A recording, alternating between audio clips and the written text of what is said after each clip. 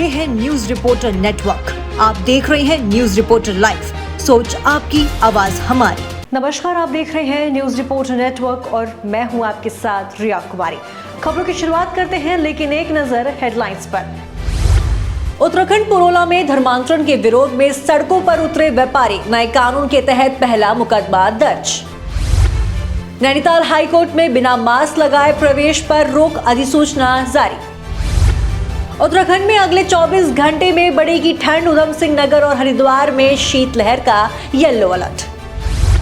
अब खबर विस्तार से। प्रदेश के पूर्व मुख्यमंत्री हरीश रावत अपने तमाम समर्थकों के साथ राजधानी देहरादून के गांधी पार्क में एक दिवसीय धरने पर बैठे। बता दें कि 2 दिन पहले सोशल मीडिया प्लेटफॉर्म पर पूर्व मुख्यमंत्री हरीश रावत ने अपने सोशल मीडिया अकाउंट पर पोस्ट कर इसकी जानकारी साझा की थी। पोस्ट के माध्यम से अन्य राजनीतिक दलों को भी इस एक दिवसीय धरना प्रदर्शन में शामिल होने की अपील भी की गई थी। हालांकि अन्य दलों की मौजूदगी प्रदर्शन में नहीं देखने को मिली है। पूर्व मुख्यमंत्री हरीश रावत ने मीडिया से बातचीत में कहा कि महिला सुरक्षा में प्रदेश पूरी तरह से संतुलन खो चुका है। इतना ही नहीं, राज्य सरकार पर निशाना साधते हुए हरदा ने कहा कि अंकिता भंडारी हत्याकांड में साक्ष्यों को छुपाने की भी कोशिश की गई है, जो कि जग जाहिर है। हमारी लोगों की आशंका है, मैं सीबीआई पर कभी मेरा यकीन नहीं था, लेकिन लोगों का यहाँ की जनभावना है लोगों की कि सीबीआई मगर हाई कोर्ट की देखरेख, क्योंकि लोगों का गहरा विश्वास है सीबीआई पर। वो चाहते हैं कि कोर्ट की देखरेख में ये जांच। तो आप यहाँ कब तक मैं 24 घंटा। मेरे उपवास का पहला चरण अंकिता के संघर्ष को समर्पित है। दूसरा चरण रात का जो है उन बेटियों को, जो गरीब घरों की अनाम बेटियाँ जो है बलात्कार का शिकार हुई, चाहे अपनों के बलात्कार का शिकार हुई, उन बेटियों की आत्मा को समर्पित है। और कल जिस बेटी को सुप्रीम कोर्ट ने अनामिका कहा है, जो हमारे धुमाकोट की धरती की थी, जिसके साथ विभत्सतम क्रूरतम बलात्कार हुआ, जो निर्भया हत्याकांड से, बलात्कार और हत्याकांड के से ज़्यादा क्रूर था, और उसके हत्यारे जिस तरीके से खुलेआम घूम रहे हैं, उनके माँ बाप के छाती ठोक करके चुनौती दे रहे हैं। और उस अनामिका जो हमसे सवाल कर रही है कि कहाँ हो मेरे धरती के मायके के लोगों, मेरी रक्षा के लिए क्यों नहीं, मैं ऐसी अनामिका के तौर पर चली जाऊँगी, अनाम चली जाऊँगी, तो उसको समझ। देहरादून में आगामी 29 दिसंबर को राज्य स्तरीय खेल महाकुंभ का आयोजन किया जाएगा, जो कि राजपुर स्थित महाराणा प्रताप स्पोर्ट्स कॉलेज में आयोजित होगा। राज्य स्तरीय खेल महाकुंभ में प्रदेश के मुख्यमंत्री पुष्कर सिंह धामी और बतौर मुख्य अतिथि शामिल होंगे। मीडिया से बात करते हुए खेल मंत्री रेखा आर्य ने कहा है कि ये हमारे लिए बड़ी खुशी की बात है कि न्याय पंचायत स्तर से शुरू हुआ ये खेल महाकुंभ ब्लॉक स्तर और फिर जिला स्तर से होते हुए अब राज्य स्तर पर आयोजित होने जा रहा है। इस महाकुंभ में लगभग 4 लाख प्रतिभावान खिलाड़ियों ने अभी तक प्रतिभाग किया है, जो कि हमारे लिए एक बड़ी उपलब्धि है। खेल मंत्री रेखा आर्य ने कहा है कि हमारा उद्देश्य है कि हम आने वाले 38वें राष्ट्रीय खेलों के साथ ही अंतर्राष्ट्रीय स्तर के लिए अपने खिलाड़ियों को तैयार करें। आज हमारे राज्य से बड़ी संख्या में प्रतिभावान खिलाड़ी कई खेलों में प्रतिभाग करने के साथ देश के साथ प्रदेश का नाम रोशन कर रहे हैं। सर देने का हमारी व्यवस्था है नई खेल नीति के तहत, वह भी हम लोग देने जा रहे हैं। इसका 1-2 उदाहरण जिसमें हम 23 लोगों को देने जा रहे हैं। थोड़ा सा उल्लेखनीय जो मैं कहना चाहूँगी आपके बीच में, तो एक हैं डेफ ओलंपिक में जीते हुए हैं गोल्ड मेडल अभिनव देशवाल जी हैं, जो कि शूटिंग में गोल्ड लेकर आए हैं, जिनको खेल नीति आने से पूर्व में यानी कि 2020 में मात्र शूटिंग में गोल्ड जीतने पर मात्र जो है एक समय में 20 लाख रुपए नकद पुरस्कार मिला करता था। लेकिन हमारी सरकार ने, धामी जी की सरकार ने खेल नीति के निमित्त नया जीव जारी हुआ, जिसमें हमने डेफ ओलंपिक जीतने वाले हों अथवा सामान्य ओलंपिक जीतने वाले गोल्ड मेडलिस्ट हों, दोनों को हम लोगों ने बराबर करने का काम किया, यानी कि बराबरी का संदेश दिया। मुझे लगता है कि पूरे भारत में शायद उत्तराखंड ऐसा पहला राज्य होगा जो कि ओलंपिक के दृष्टिकोण से दोनों को बराबर, डेफ को भी और नॉर्मल को भी, दोनों को बराबर का सम्मान दे रहा है। तो ये अपने आप में बहुत उल्लेखनीय बात है। तो इनको जो है खेल पॉलिसी से पहले 20 लाख की धनराशि मिलती होती, जो कि हमने इनसे आग्रह करते हुए, चूंकि खेल पॉलिसी में चेंजेस आए, संशोधन हुए, आज इनको जो है 2 करोड़ की धनराशि का चेक जो है इनको 29 दिसंबर को माननीय मुख्यमंत्री जी के कर कमलों से अभिनव देशवाल जी को प्राप्त होगा, जो कि अपने आप में बहुत बड़ा संदेश है। इसी प्रकार से सौर्य सैनी हैं, खिलाड़ी हैं, ये भी डेफ ओलंपिक के हैं, इन्होंने भी शूटिंग में ब्रॉन्ज मेडल जीता था।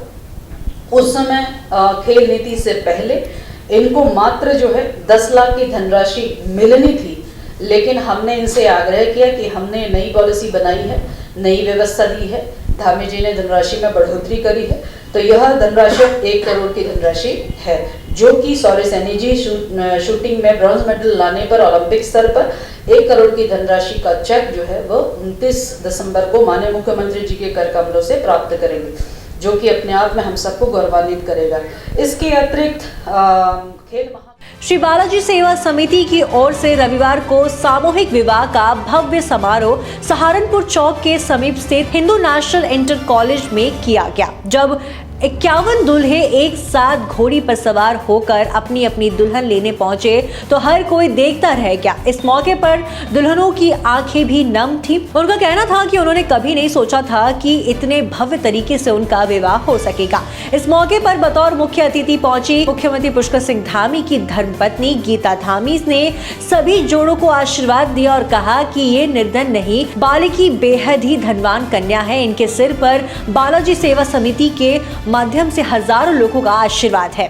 श्री बालाजी सेवा समिति परिवार अप्रैल माह में 11 कन्याओं का विवाह अतुल्यम रिसोर्ट बना है हमारा बाहुवाला में, वहाँ पर हम लोग करने जा रहे हैं 11 कन्याओं का विवाह।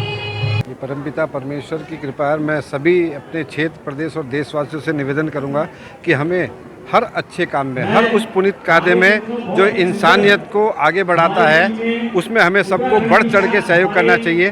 बालाजी सेवा समिति के द्वारा जो कन्याओं का सामूहिक विवाह हो रहा है, मैं अपने पूरे क्षेत्र, प्रदेश, देशवासियों और जो इसमें सहभागिता निभा रहे हों, परमपिता परमेश्वर से यही प्रार्थना करूंगा कि जो इसमें सहभागिता निभा रहा, परमपिता परमेश्वर उनको और 4 गुना दें, क्योंकि आने वाले समय में अभी आपने हमारे अध्यक्ष जी से सुना कि अगले वर्ष हम 108 कन्याओं का सामूहिक विवाह कराने का प्रयास करेंगे।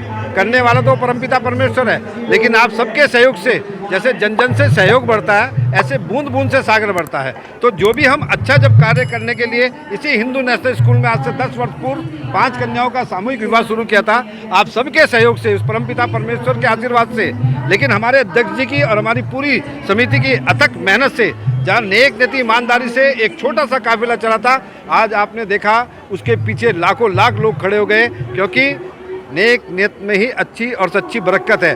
तो आने वाले समय में 108 और उससे भी आने वाले गत वर्षों में जो हमारे नौजवान और नौनिहाल जो इस समिति को आगे बढ़ाएंगे, समूचे क्षेत्र, प्रदेश और देश में, मैं तो उस सनातन संस्कृति के दोहक हैं जहाँ स्त्री की पूजा होती है, सम्मान होता है, वहाँ देवताओं का वास होता है। तो कन्या जिस क्षेत्र से, जिस घर से, जिस गांव से, जिस शहर से अच्छे से अपने घर में प्रवेश करती आगे जाती है अपना नव दाम्पत्य जीवन जीने के लिए, और जब सभी का आशीर्वाद मिलता है तो उस क्षेत्र में खुशहाली रहती, चहुमुखी विकास होता है। तो मैं बालाजी सेवा समिति के सम्मानित अध्यक्ष, सारी अपनी कार्यकारिणी और समस्त जिसमें सहयोगी हैं, उनका हृदय की गहराई से धन्यवाद करता हूँ। और आने वाले समय में जो ये 51 जोड़ों की आज शादी हो रही है, उनके सुखमय दाम्पत्य जीवन के लिए परमपिता परमेश्वर से प्रार्थना करता हूं और सबके सहयोग के लिए धन्यवाद करता हूं। खबर जनपद उधम सिंह नगर की खटीमा से है, जहां प्रदेश के मुख्यमंत्री पुष्कर सिंह धामी खटीमा शहर स्थित गुरुद्वारा सिंह सभा में पहुंचकर माथा टेका और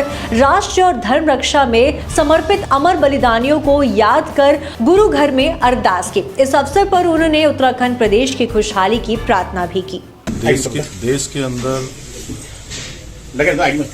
दशमेश गुरु गोविंद सिंह जी के साहबजादों का बलिदान बहुत बड़ा बलिदान था, और देश के अंदर लंबे समय से इस बात की मांग उठती रही है कि उनके बलिदान को पूरा देश जाने, भावी पीढ़ी जाने, उसके लिए काम होना चाहिए था। देश के इतिहास में बहुत पहले से ये काम होना चाहिए था, लेकिन नहीं हो पाया।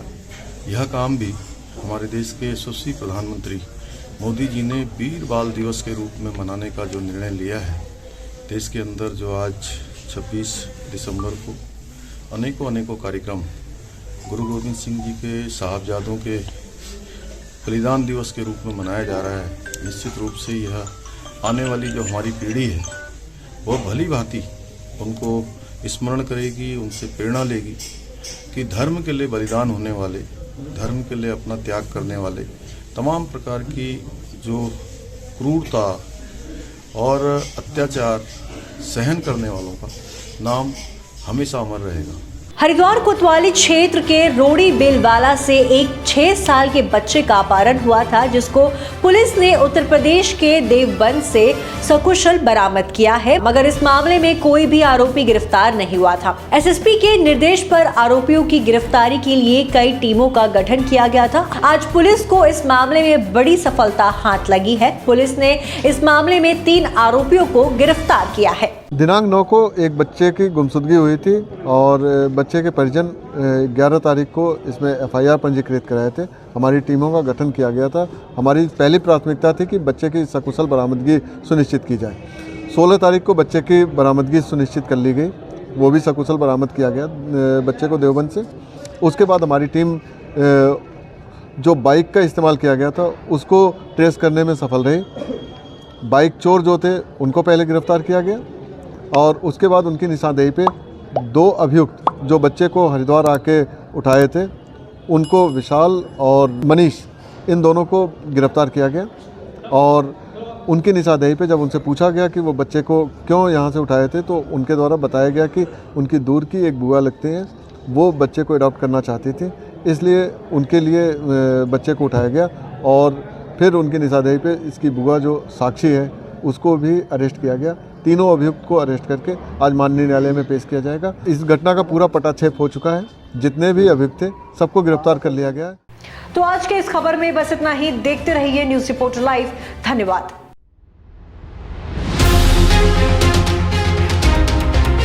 ये है न्यूज रिपोर्टर नेटवर्क। आप देख रहे हैं न्यूज रिपोर्टर लाइव। सोच आपकी, आवाज हमारी।